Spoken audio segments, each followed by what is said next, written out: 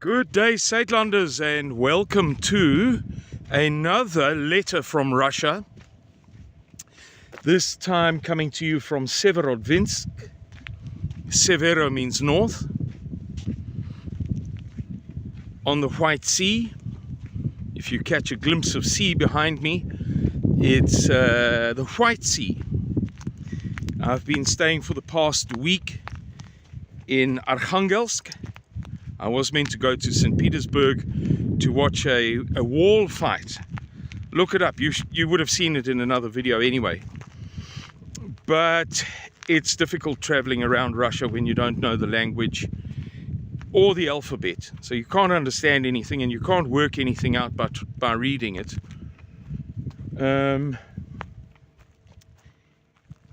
And very few people speak English.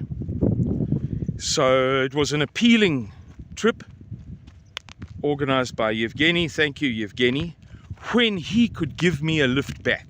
Then it was just one difficult mission flight mission from Arkhangelsk to St. Petersburg. But in the end, he couldn't make it, and I really didn't want to be with a bunch of strangers, however helpful they are. Kind, good people, I'm sure, as all Russians tend to be. When they know that you're a foreigner, they bend over backwards for you. But meeting new people all the time, you know, you're just starting to get comfortable with people, and then it's a new bunch of people in a new place, and you can't read a thing, and 19 out of 20 people that you deal with can't speak a word of English. It just became a little bit less appealing. So I scrapped that and stayed in Arkhangelsk, a place that I thoroughly enjoy.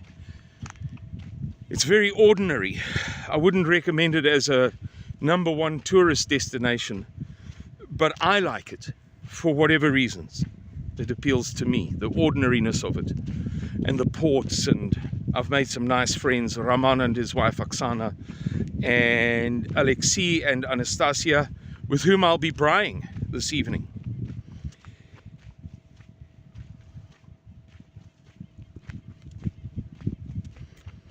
I spoke in a video that I recorded just now about the reckless, unbelievable attacks on Russia's nuclear bombers, in which up to 40 planes or 41 planes were severely damaged or totally destroyed. Those numbers are subject to some debate. What is easy to repair and what's impossible to repair, and what's possible to repair but will take many years to do, they say up to 2 years in some cases, is debatable. But in any case, a big, serious attack, an incredible provocation, and the question, the central question, Dobry,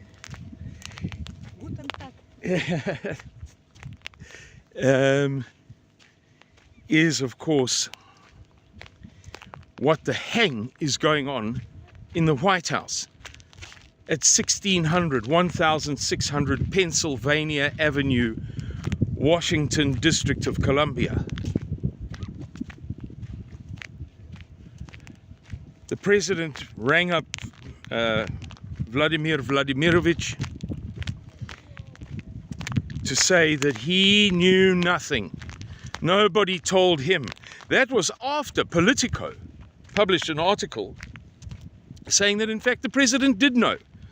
Within an hour the article was removed from their website. But a White House staffer apparently told Politico, yes, the president knew all about it. He approved it. This, I remind you, my friends, I know that nobody wants to hear it. I did not want to hear it once the realizations began to come to me, or I didn't want to apprehend, to grasp the realizations.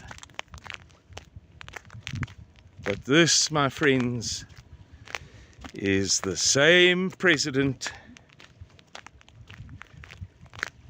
who is supposedly the savior of conservatism. But just to use one example, one and one alone, but whose Secretary of the Treasury is married to a man. This is our great conservative American president. That's only one example. You know that I've ranted about this before, and I know that it gets on some people's nerves, any criticism whatsoever of this man. And I know that some people didn't like it when I pointed out that he was saving maybe 50 billion in Doge cuts while proposing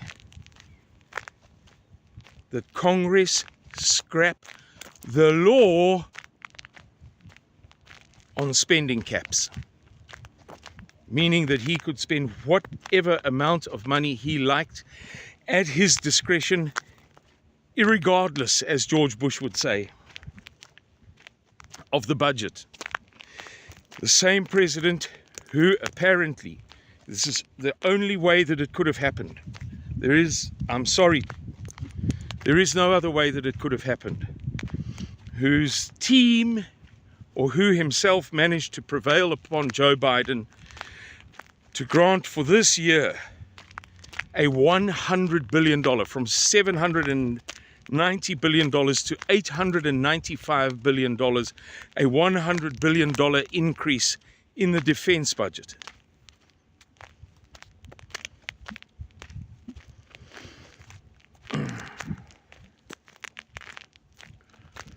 Is he, as he claims, not that this is not Joe Biden's, his war, but Joe Biden's, yet we know that USA support for the build-up in Ukraine in Donald Trump's first term was double Joe Biden's and Barack Obama's. You're being fooled, my beloved friends. You're being fooled. I'm sorry, I know somebody, a Suidlander, with whom I correspond from time to time, wrote me a little, just a short little lecture on this, reiterating this thing that I've been saying for years now, since the year 2020. We have been tricked. Too much doesn't make sense. Too much doesn't add up. There can be inconsistencies in any relationship, in any marriage, in any business, in any cricket, soccer, rugby, netball, motor car racing career. There can be moments that don't match the rest. But when there are so many exceptions and ironies and inconsistencies and out contradictions, you have to realize there's a story. I'll tell you another story that you will have seen. The Americans keep on talking about how the Europeans have to begin to spend 5% of their GDP on defense. This is a made-up nonsense.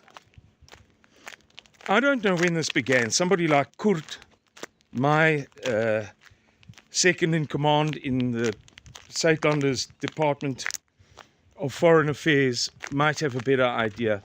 He's been looking seriously and deeply into financial and economic matters for longer than I have. A lot longer. He may know better, but as far as I know, this is something that comes from roughly 10 years ago. Roughly 10 years ago, economics boffins began to talk about percentage of GDP as if it was about GDP. In other words, they would say that the debt is 60% of GDP or 90%, and when that trend began, I remember some people saying, but it's not connected. The two are not connected to one another.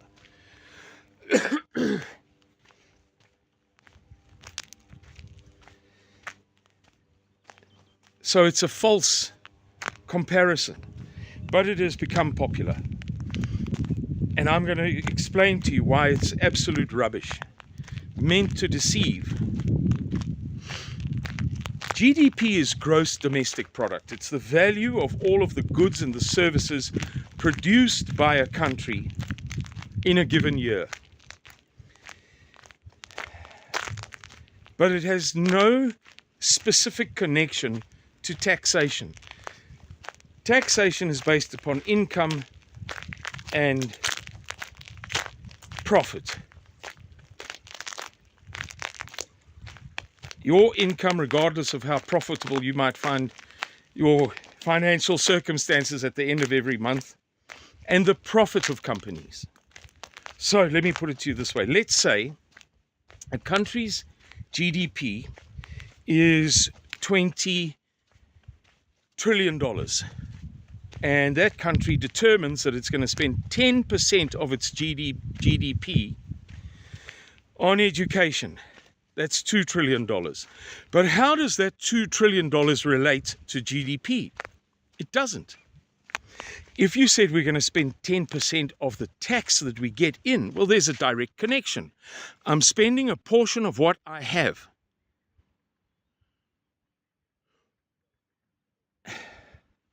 This, I don't know if I'm doing a good job of conveying this, but this concept is so simple that a 4-year-old child with learning disabilities, may heaven forfend, can grasp it. GDP is not something that you have to... The government can only spend a portion of what it has. So why not talk in taxation terms? I'll explain to you why. This year, the US GDP will be something around $25 trillion. There are different figures. That it might not be the best one, but it's not a dishonest one. The United States' budget will be $6.5 trillion. The United States' revenues will be, that is to say, taxations in all of their forms, whether it be through tariffs or television licenses like we have in South Africa, or bicycle licenses. The US federal government will bring in $4.5 trillion. It will borrow $2 trillion, allowing it to spend $6.5 trillion, which is its budget. Now, out of that, you could say we want to spend 10% on defense, 15% on infrastructure, 12.5% on education, 9.3%, because it's of that portion, of that thing that you have, that sum. But to say that you want to spend 5% on defense is 5% of GDP on defense is meaningless. And they do it precisely because it has no meaning, but people don't understand. So, if a European economy is, say, $5 trillion strong, which is about right for the big European economies, loosely speaking, a little bit more, a little bit less, but there or thereabouts. Germany, Italy, France, Great Britain, give or take. And they're required to spend 5% of their GDP. That has got nothing to do with whether the money is in the tax system. It's a complete neologism, new word, made up word, sucked out of fresh air, out of your thumb, pick your nose word, or phrase, expression.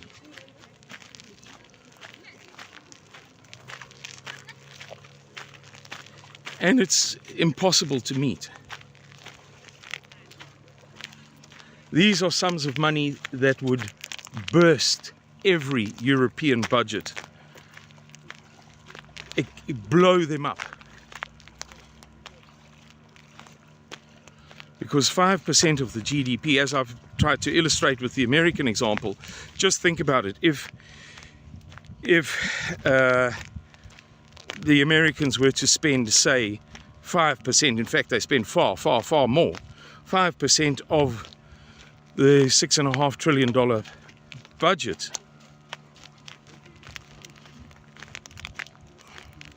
on defense, what is that when it's related to GDP?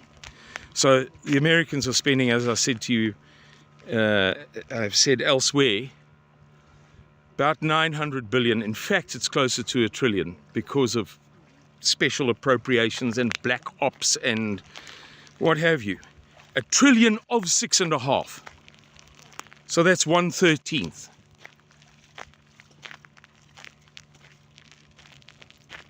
On defense.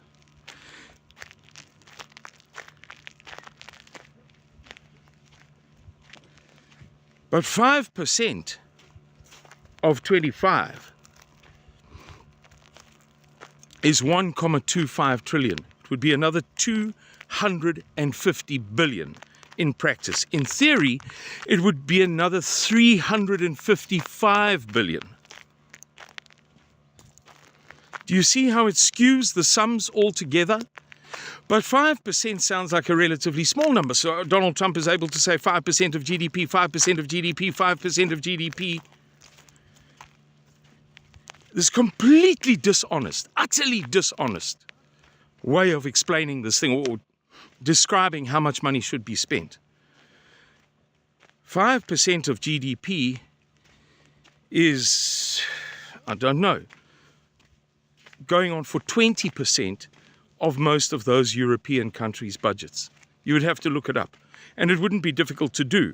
What is the GDP of the United Kingdom? What is the United Kingdom's annual budget? 5% of the GDP comes to what? And that amount, whatever it is, would eat how much, what enormous proportion of the United Kingdom's budget? What phenomenal, fantastic, unbelievable proportion of the budget. And I'm going to leave it there, everybody. I think that the point is made. We are being bull-dusted on very, very serious matters, from top to bottom, all over again. Bye-bye.